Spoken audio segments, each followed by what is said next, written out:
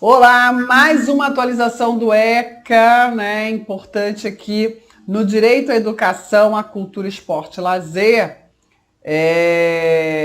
Nós temos aí a criança e adolescente, né, com direito a esse bem maior que é o direito à educação, visando pleno desenvolvimento de sua pessoa, preparo para o exercício da cidadania, né? Para isso que serve a educação. Preparo do exercício da cidadania e qualificação para o trabalho. Para que estudar? Muitos adolescentes falam isso. Para que estudar? Né? Para quê? Para onde que eu vou usar isso na minha vida? Né? Raiz quadrada, equação de segundo grau, como eles questionam. Mas a gente precisa dar essa consciência, né? De que a educação é para que se torne um adulto qualificado e assim consiga aproveitar as oportunidades da vida, seja no âmbito, né, da cidadania, seja no âmbito do profissional, né, se desenvolver profissionalmente e aí conquistar o seu sustento, o seu sucesso financeiro, sua independência, que é isso que todo adulto quer, né? E aí, o que se assegura a esses adolescentes nesse direito, crianças e adolescentes, nesse direito fundamental que é o direito à educação? Está lá na Constituição Federal, artigo 5º, né? Igualdade de condições para o acesso e permanência na escola, direito de ser respeitado por seus educadores. Esse respeito é muito mais que apenas cuidado porque é pequenininho, né? O respeito de ter a sua opinião, sua vontade observada, não necessariamente cumprida, porque como a gente sabe, o adolescente e a criança são pessoas em desenvolvimento e a gente precisa proteger a garantia da proteção integral tem que ser de fatores externos, mas também tem que proteger dele mesmo, né? Porque não tem maturidade para decisões da sua vida, né? E aí vai conquistando essa maturidade aos poucos. Também o direito de contestar critérios avaliativos, podendo recorrer às instâncias escolares superiores. Olha, preparar essa criança adolescente para cidadania. Essa avaliação aqui eu não concordo, né? Eu tenho direito a uma revisão. É isso. E que mais? Direito à organização e participação em entidades estudantis, né? Ali o seu universo, o seu grupo, uma representatividade importante. É ali que começa a dar os primeiros passos no exercício da cidadania. E o que mudou? Acesso à escola pública e gratuita próxima de sua residência, até aí já estava, só que olha só, a garantia foi ampliada, garantindo-se vagas no mesmo estabelecimento a irmãos que frequentem a mesma etapa ou ciclo de ensino da educação básica. Olha só, precisou isso ir para o ECA, né? O Brasil, ele é um país de um volume absurdo de legislação, porque infelizmente no Brasil não se pratica muito o bom senso, né? Quando falta bom senso, a gente precisa de lei. É isso. Aí as pessoas falam, mas por que tem tanta lei no Brasil? Porque não tem bom senso. Precisava estar numa lei, no ECA, de que irmãos que estão na mesma faixa etária, no mesmo ciclo escolar, precisam estudar na mesma escola? Isso precisa estar no ECA. Mas, né, por que veio parar no ECA? Porque estavam descumprindo o óbvio, o mínimo, tratando crianças apenas como número, matrícula escolar. E crianças, adolescentes e pessoas não são apenas números, né? A matrícula é apenas um mero identificador, mas a humanidade, a questão humana precisa ser latente, precisa ser respeitada. E aí foi preciso alterar o ECA para que garantisse no sistema educacional, né, brasileiro que irmãos do mesmo ciclo, mesma etapa escolar, tenham direito, tenham garantia de estudar na mesma escola. O mínimo, o básico do básico isso, né? Eu fico assim decepcionada quando eu vejo que precisa de uma lei para poder cumprir o bom senso, né? Bom, é direito dos pais, o responsável, ter ciência do processo pedagógico, bem como participar da definição das propostas educacionais, né? Outra coisa que precisa, aí também vai precisar estar no ECA, acho que vai ter que ter curso para os pais nas escolas, porque a gente também está carente ali de que os pais tenham consciência de seus deveres, né? Porque fica, principalmente nas escolas privadas, eu que acompanho mais isso, Eu vejo uma relação de consumo absurda, né? E os pais reclamam das escolas, e reclamam dos professores, e reclamam e falam mal de tudo na frente da criança, do adolescente, nem percebe que aquela atitude, né, de um pai, de uma mãe que critica filho, na frente do filho, a escola e o professor, desautoriza a instituição, desautoriza o profissional da educação perante aquela criança e adolescente, e tem mais, ainda pode provocar um bloqueio no aprendizado, um atraso, um reflexo, né, no aprendizado. Por quê? Porque criança e adolescente precisa de uma referência, né? Precisa acreditar na pessoa que está passando. Quando ele não gosta, quando ele não se identifica, quando ele não respeita aquele professor, ele já não tem o mesmo aprendizado. Claro, natural isso, né? Adolescente e criança não sabe separar como adulto, não tem essa maturidade, né? Então, assim, os pais precisam saber que é direito ter ciência do processo pedagógico, mas também é dever participar aí na definição de propostas educacionais e tomar muito cuidado com o desenvolvimento de seu filho, né? Que escola é aprendizado conteudista, né? Mas a formação do ser humano começa em casa. É dever dos pais. A educação é dever dos pais. Na escola é uma complementação de conteúdo. Lógico que os professores fazem mais, né? O professor também está muito empenhado com aquela formação do ser humano. Mas isso não vai substituir em tempo algum o dever dos pais. Mário Sérgio Cortella fala sempre isso. Ó, seu professor não te deu educação, não? Não, quem tem que dar educação é o pai. Pai, mãe, a educação do seu filho é dever seu. Não passe para o professor. Isso tem que estar muito claro e, infelizmente, as pessoas estão confundindo, né? Demais as coisas. Foi inserido o artigo 53A, que é dever da instituição de ensino, clubes, agremiações recreativas e estabelecimento congênero, assegurar medidas de conscientização, prevenção, enfrentamento ao uso ou dependência de drogas ilícitas, né? Mais uma vez, na era da informação, a gente ainda vê os adolescentes com os mesmos comportamentos. Muita gente fala assim, porque na minha época era diferente. Lógico, era diferente, a sua época era outra, né? Não tinha internet, não tinha tecnologia, mas cada época tem os seus problemas. Só que tem problemas que se repetem, né? É do ser humano. O envolvimento com drogas, tá aí, ó. Há quantos anos isso acontece, né? Acho que desde sempre, desde que o mundo é mundo, né?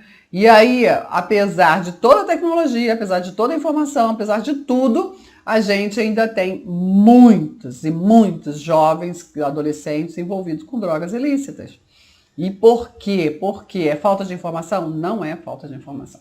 É falta de outras coisas, né? É falta de acompanhamento, é falta de orientação e de suporte da família, da escola, da sociedade, enfim.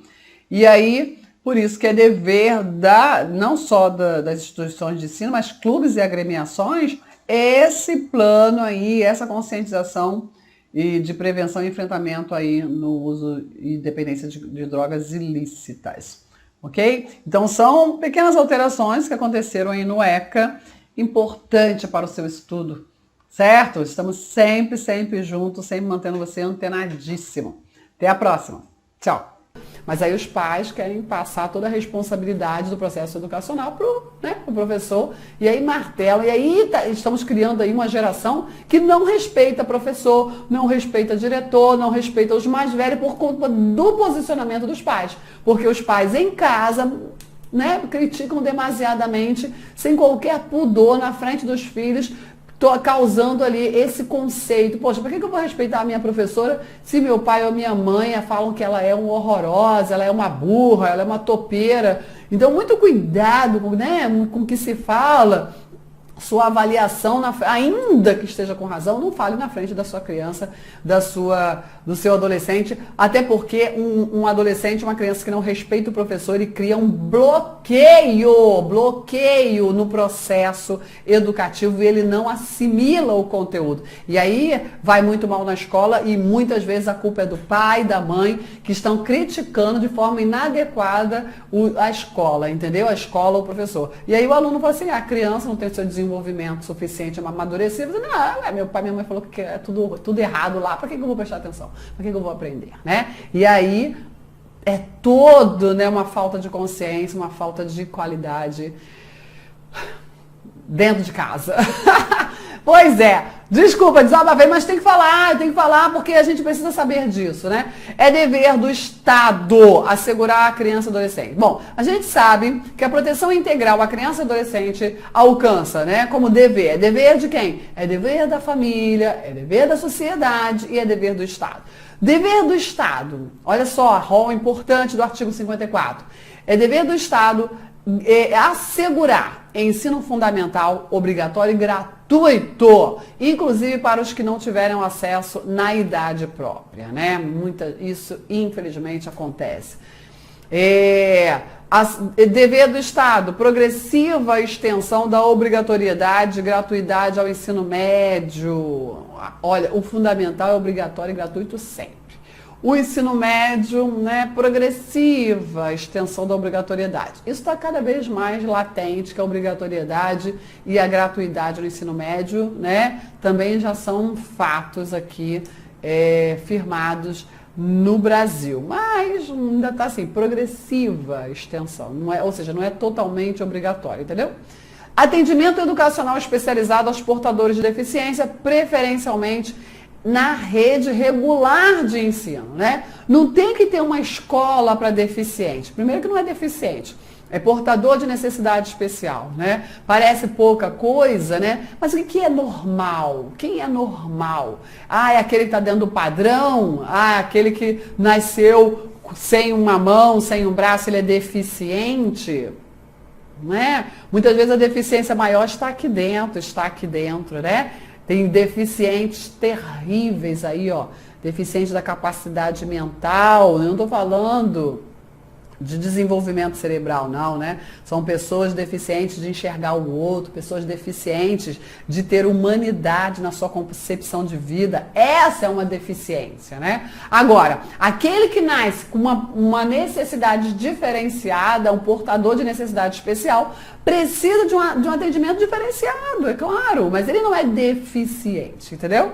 Ele só tem uma necessidade diferenciada da minha e da sua, ok? Então é nesse sentido que a gente deve ter a concepção do outro, que é diferente. É isso. E claro que precisam estar numa rede regular de ensino.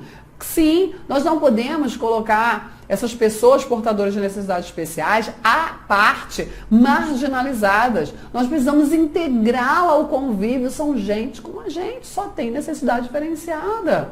Na sala da minha filha, até bem pouco tempo, nós tínhamos um menino, né, com autismo muito acentuado, muito comprometido, mas ele estava lá, né, todo dia, claro, tinha um acompanhamento todo, né, mais próximo, tinha uma pessoa só para atendê-lo, mas ele estava integrado numa rede regular de ensino. E isso também deve acontecer no ensino público. O atendimento em creche e pré-escola às crianças de 0 a 5 anos de idade, né? Tem que ter. Como a gente precisa, mas percebeu que não é obrigatório? Não é dever obrigatório nem gratuito? Não tá. Só tá obrigatório e gratuito para o ensino fundamental. É pouco demais, né? Como que um país quer se desenvolver com essa qualidade, né? Obrigatoriedade apenas garantida por lei no ensino fundamental. No médio, extensão progressiva, né? E aí, atendimento especializado e prioritário não é obrigatório, atendimento em creche pré-escola. Percebeu a diferença da abordagem legislativa? Triste. É dever do Estado, sim, mas está diferente do atendimento obrigatório, né? Acesso aos níveis mais elevados do ensino, de pesquisa e criação artística, segundo a capacidade de cada um. Claro, esse acesso aí se faz através do Enem, do vestibulares.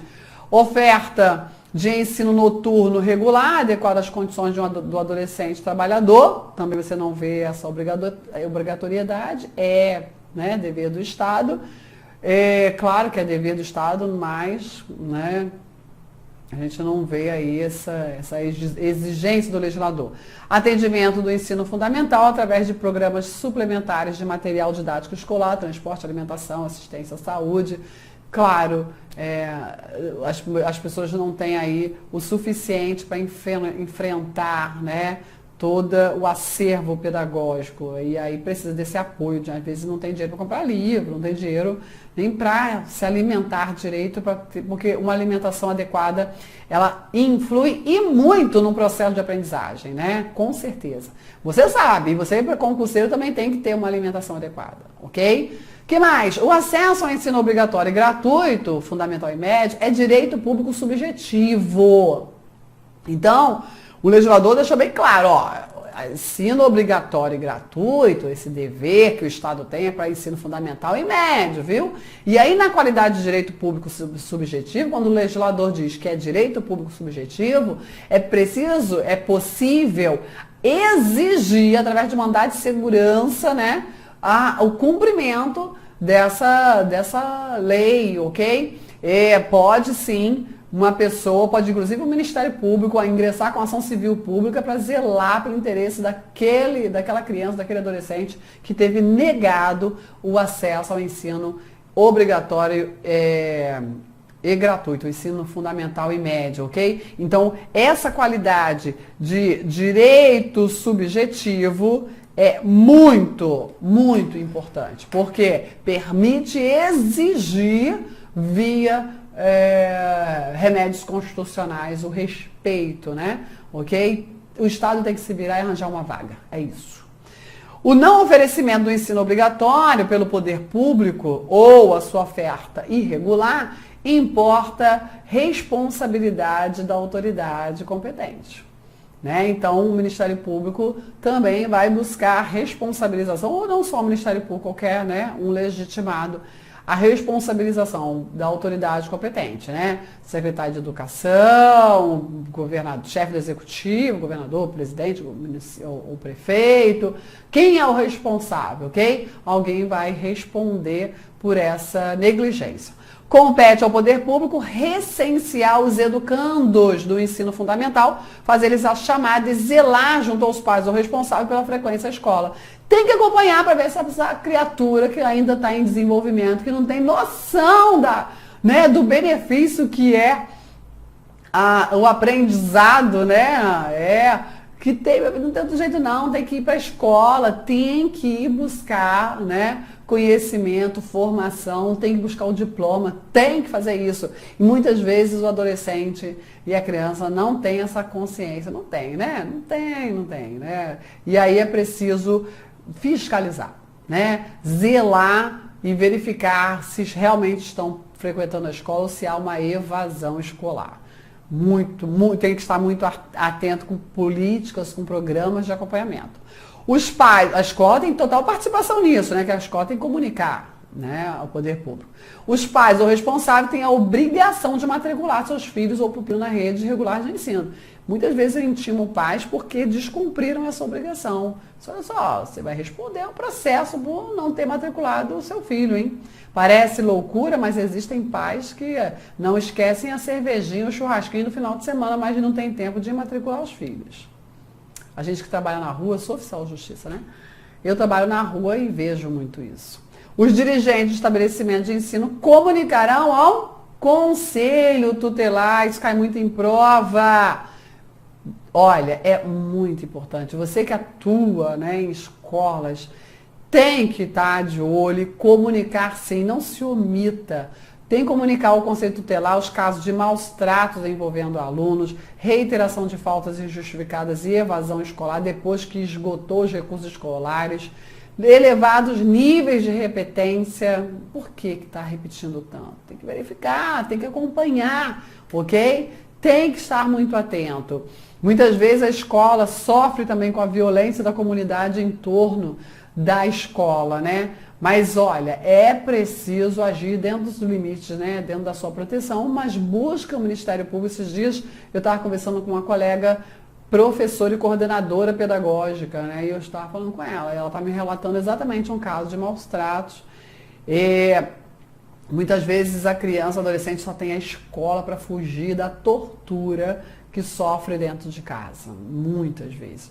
E, lógico, ela não vai falar por livre e espontânea vontade, ela não vai procurar socorro, não, ela não tem ainda essa maturidade nem essa noção, né? E aí é preciso que os professores, os coordenadores, os inspetores estejam muito atentos ao comportamento da criança, né? Às vezes os maus tratos não é pancada, roxo, braço esfolado, né? Não é isso não. Muitas vezes isso aí é tortura, né? Psicológica. Os maus tratos envolvem não apenas agressão física, mas agressão psicológica. E dá para perceber. Tem que estar muito atento e ajudar e socorrer essas crianças e esses adolescentes, né? Bom, vamos falar agora de outro direito, o direito à profissionalização e à proteção ao trabalho, né? Também outro tema bastante interessante. Claro que o trabalho infantil, né, ele é vedado, tem que ser, né? Criança não tem que trabalhar, criança tem que colaborar no processo, né, de produtivo, mas dentro da sua limitação, dentro da sua capacidade, dentro da sua evolução enquanto pessoa em desenvolvimento, né? Certo? Agora também está errado dizer que criança não faz nada, né? Não pode fazer porque ela é criança, ela não tem que fazer nada, tá errado, ok? Dentro das suas limitações ela tem que fazer e deve, né? Então é aquilo, né? Arrumar suas coisas, arrumar seus brinquedos, arrumar seu guarda-roupa, arrumar seu material escolar, arrumar seu armário de material mesmo. É isso. Ela tem aos pouquinhos colaborar dentro de casa, né? Ou lavar uma louça, varrer uma casa, e todos, não importa.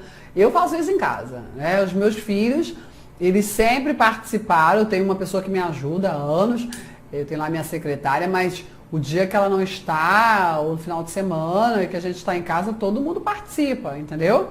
E tem que ser assim. E eu falo, olha, a gente não sabe o dia de amanhã, eu venho de uma origem muito pobre, né? E eu não sei o dia de amanhã, eu não sei se eu vou estar aqui, vocês precisam estar preparados para viverem sozinhos, né? Então vamos lá, né?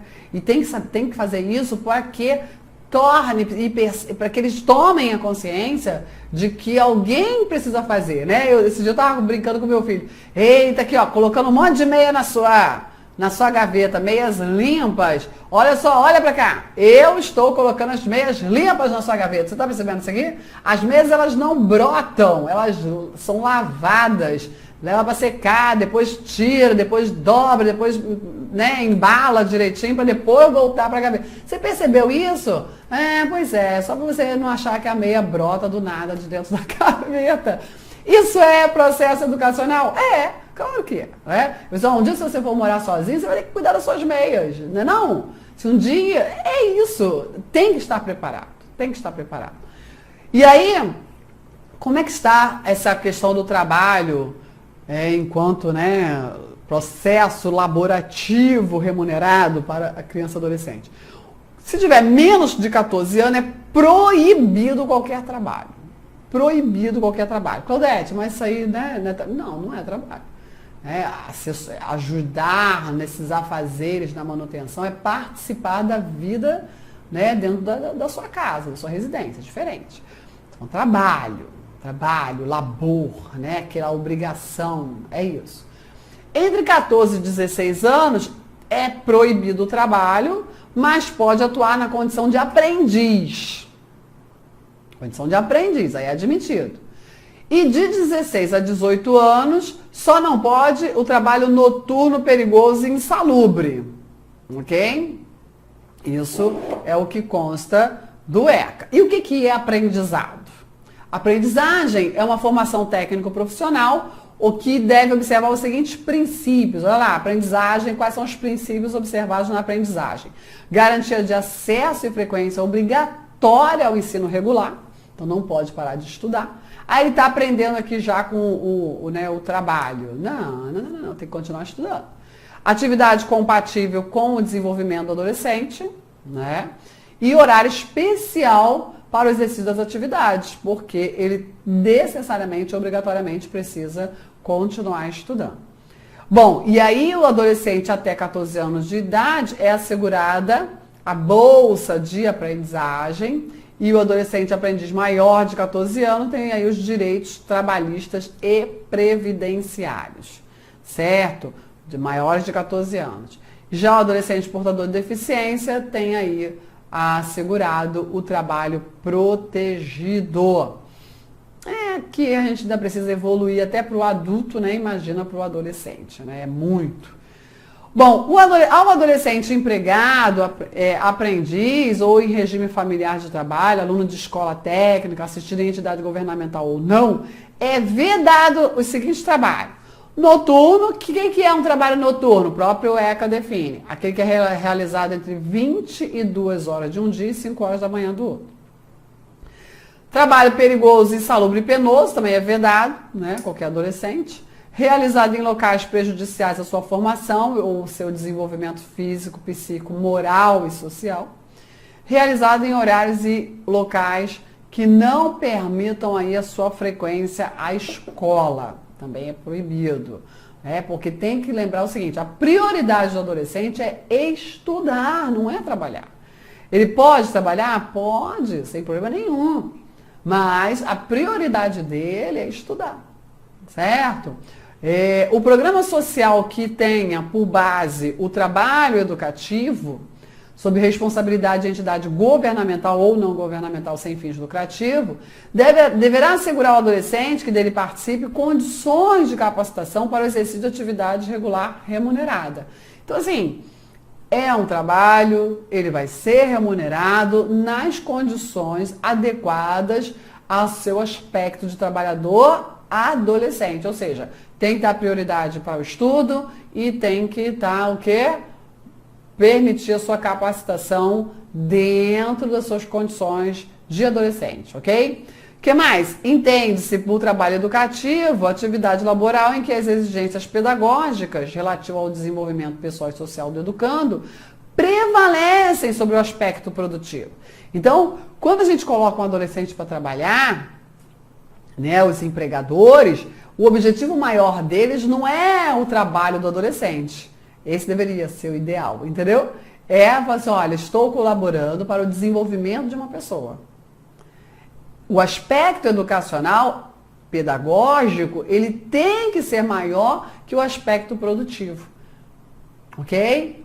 É essa a ideia, né? Então, porque a lei proíbe o trabalho a menor. Não, a lei não proíbe o trabalho a menor. Tá errado isso. O que não pode é o que acontece muito no Brasil, né? Com os absurdos, com as explorações de criança e adolescente, que na maioria dos casos, a criança e adolescente ele não consegue estudar porque ele está morto, explorado, cansado com o trabalho, muitas vezes penoso, e aí como que vai aprender, né? Como que vai estudar? Não consegue, entendeu? É isso que se proíbe. Então muita gente adora falar, né, enche a boca para falar mal do ECA, mas na realidade o ECA é ótimo. Tem algumas coisas para ajustar, claro, sempre tem, mas se ele fosse cumprido de forma adequada, a gente não tinha tantos problemas aí com as crianças e com os nossos adolescentes, principalmente com os nossos adolescentes, né? É que nós adultos não conseguimos fazer o nosso dever de casa, né? E a gente tem que se incluir. A gente não é competente para resolver os problemas dos adolescentes, não é. Ok? E aí a gente não é competente, mas Claudete, eu não sou autoridade? Sim, mas você elegeu a autoridade, e eu também. E a gente cobra da autoridade? A gente não cobra, né? A gente participa da escola pública? A gente também não participa, né? A gente tem a nossa parcela de culpa, né? É encarar, certo? Bom, seguindo, a remuneração que o adolescente recebe pelo trabalho, ou a participação das vendas, né? Não vai desfigurar o caráter educativo. Já que ele recebe, ele tem que trabalhar e trabalhar duro mesmo. Eu não tenho nada que ficar preocupado com o seu processo, né, pedagógico, né? Porque eu estou pagando, né? O Brasil tem muito isso, né? Estou pagando, e aí, exijo o que eu quiser, né? Não é bem assim, não. Ok? Você tem um compromisso com o desenvolvimento deste adolescente que você empregou, entendeu? Então, muito cuidado. Né? Só porque tá pagando não é de qualquer jeito. Certo? Tá fazendo um favor. Você não quis, ninguém te forçou. Certo? O empregador precisa estar mais consciente. O adolescente tem direito à profissionalização e à proteção ao trabalho, observado aí o respeito à sua condição peculiar, né? A respeito à condição peculiar de pessoa em desenvolvimento, sempre está falando isso, né? O legislador tá toda hora, o ECA rebate isso. Olha lá, lembra? Criança e adolescente tem a condição peculiar de pessoa em desenvolvimento, né? Tem vários direitos aí pertencentes aos adultos, mas com essas limitações, com essas características em prol de sua proteção, certo? Capacitação profissional adequada para o mercado de trabalho também, né? É uma proteção do adolescente para a sua profissionalização, ok? Bom, agora vamos falar de um tema muito, mas muito importante, né? O direito à convivência familiar e comunitária. Como é triste, né? Saber que muitas crianças e muitos adolescentes não têm uma vivência familiar sadia, não têm o mínimo de adequação familiar, gente. Ai, como isso dói, sabe? Ver crianças sem perspectivas, sem futuro. Você olha assim e é um volume tão grande que você não dá conta. Trabalhar como oficial de justiça me fez amadurecer anos e perceber que o problema da criança e adolescente está do lado, no bairro vizinho. É só a gente olhar para o lado e a gente enxerga várias crianças e adolescentes abandonados dentro da sua família. E eu não estou falando de pobreza, não. Pobreza também é fator, mas não estou falando de pobreza simplesmente. Eu estou falando de convivência familiar. Tem criança e adolescente muito endinheirados que não têm convivência familiar. Estão trancados em seus quartos. Estão trancados em suas redes sociais. Não vivem, não convivem, não têm família. Tem pessoas isoladas na frente de computadores que frequentam o mesmo cômodo, às vezes. É muito triste. E aí a gente está com uma leva imensa de adolescentes e adultos depressivos, desajustados, imaturos. Imaturos que eu digo imaturos para lidar com a vida por falta da convivência familiar. A convivência familiar, ela foi projetada para que os mais velhos transfiram para os seus, né, para suas crianças, para os seus adolescentes, a experiência vivenciada. Se a convivência familiar não existe, não há essa transmissão de experiência, ok? E aí os adolescentes se tornam adultos despreparados que não receberam nada de seus pais. Por quê? Porque os pais ficaram isolados nas suas telas, nas suas redes sociais. Infelizmente, estamos num quadro caótico, né? Mas eu vou falar disso no próximo vídeo, tá bom? Até lá! Tchau, tchau!